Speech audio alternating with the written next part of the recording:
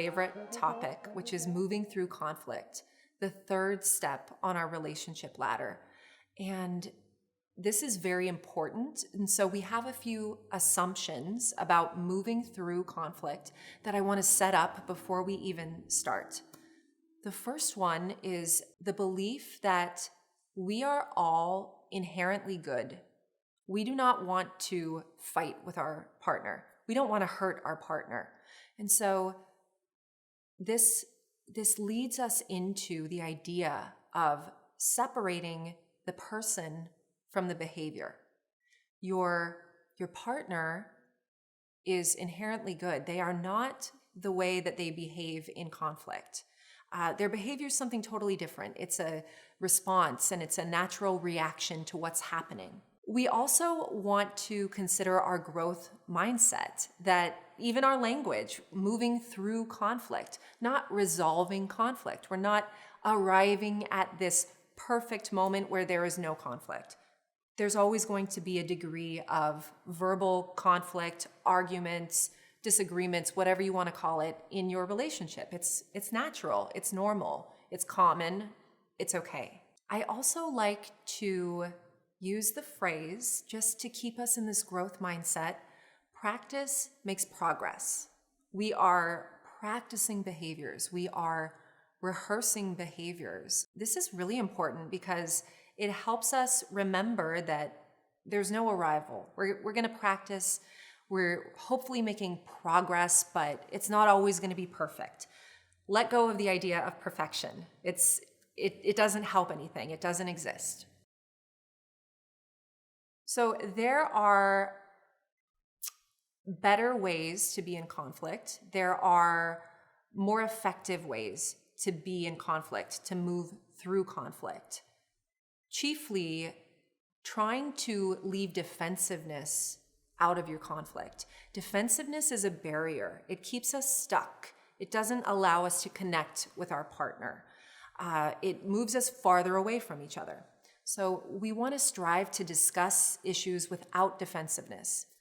We also don't want to avoid difficult conversations.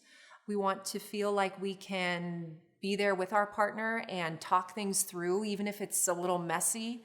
Again, not perfect, but we want to work on it. We want to work on being open and vulnerable with our partner. And we also want to try, keyword try, to not fight dirty. So what does that mean? I'm talking about name calling and blaming and ridicule, right? When we get really upset and we're like shooting emotional daggers at our partner. Not effective. Again, separates you from your partner, moves you farther away from each other, farther away from feeling connected or like you have a chance at moving through conflict. Okay, so before we even begin, we want to learn to recognize the difference between fixed and fluid problems.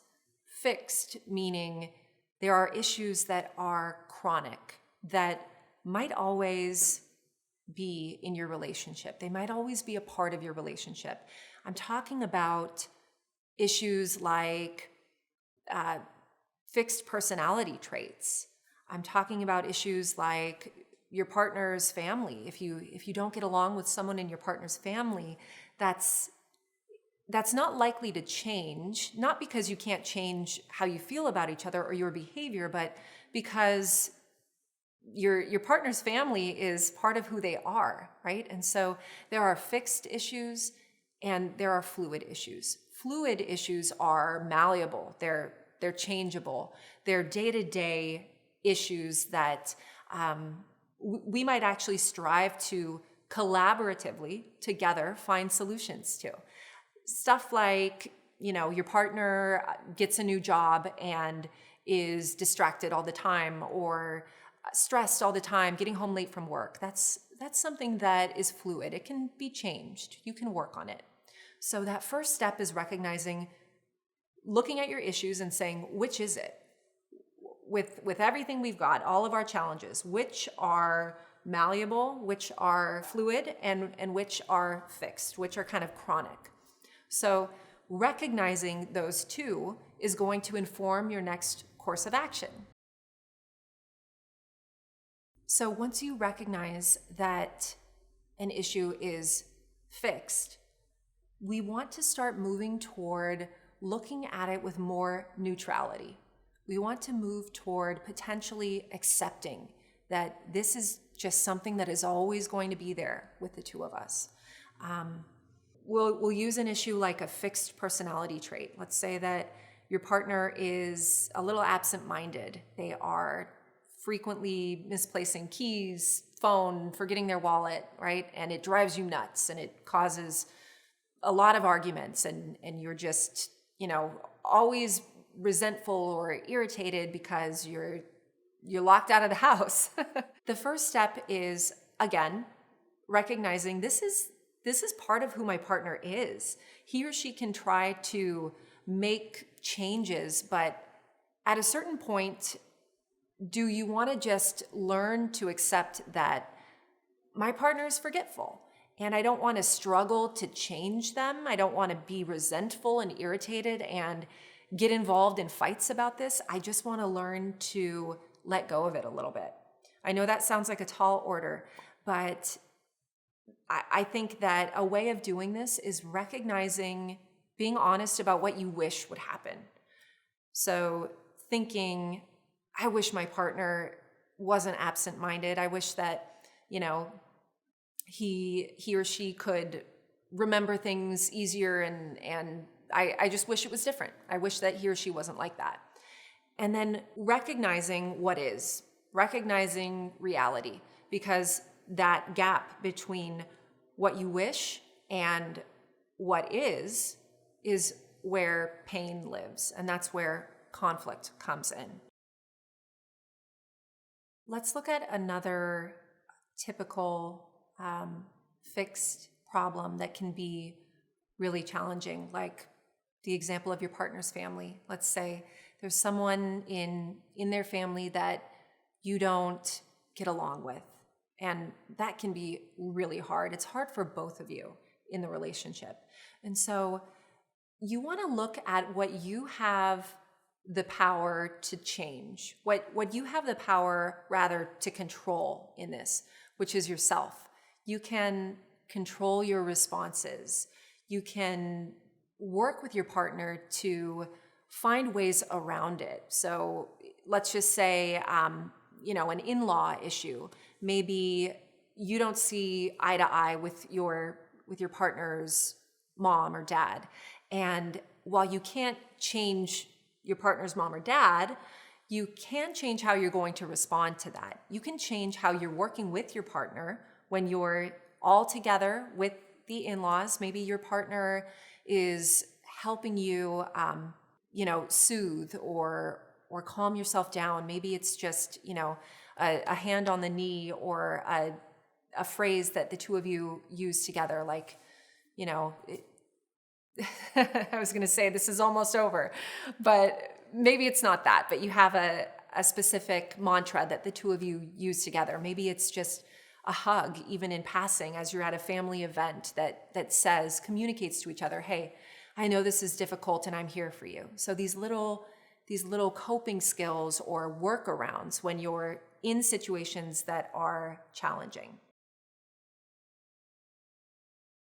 We talked about fixed and fluid problems. That's our first step because we want to know what we're working with.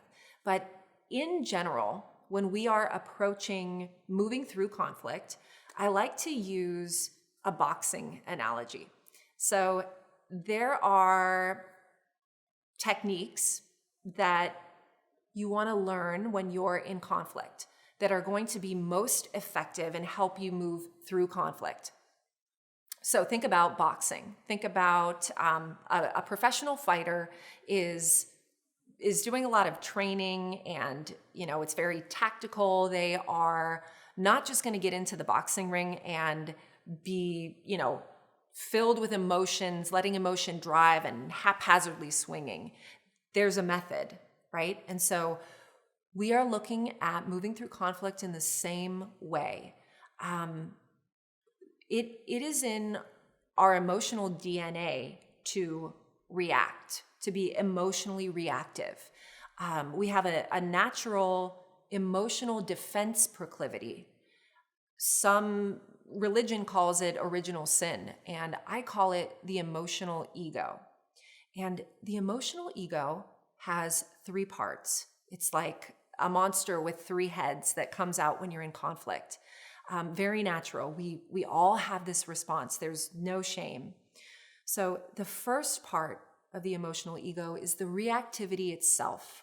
When your partner says something to you or you're in a situation and it's that instinct that the blood rushes and you immediately feel like you want to get on the defense. The reactivity is also where pain lives. So this is past situations that you've been in, maybe issues from your upbringing, family of origin issues, things that you've been through.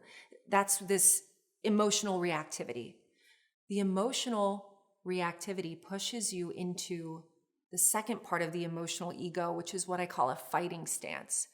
It puts us in a place where we're on the defense and we want to shoot emotional daggers at our partner. We want to fight pain with pain.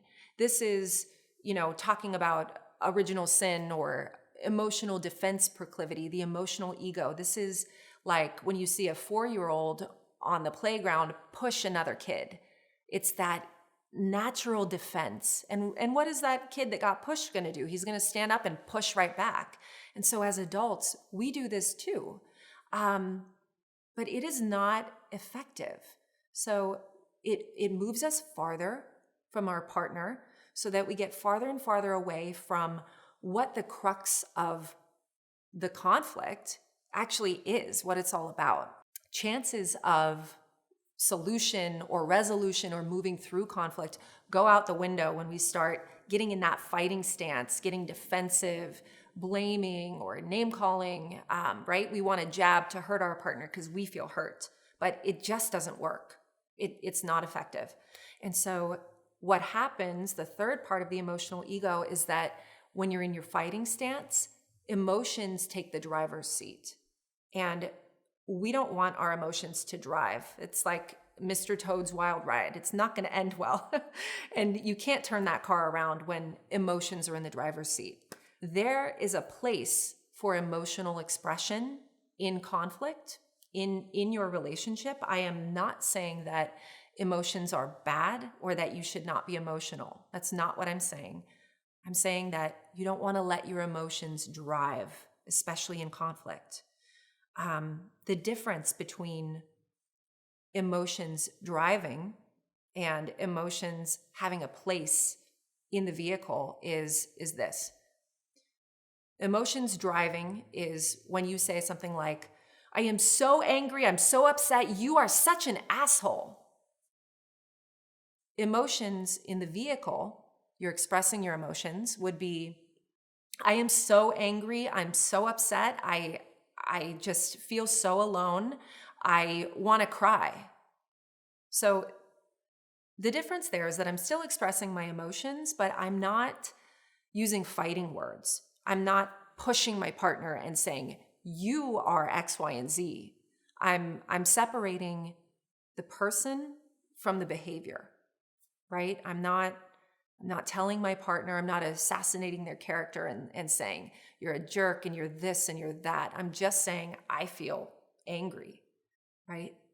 Big difference there.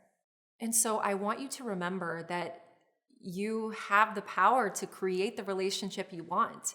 You have the power to pivot in these moments and not respond in the same old way, not let the emotional ego take over, driving you and your partner farther away from each other. And so we're going to learn all about how to do that using a technique that I call emotional priming.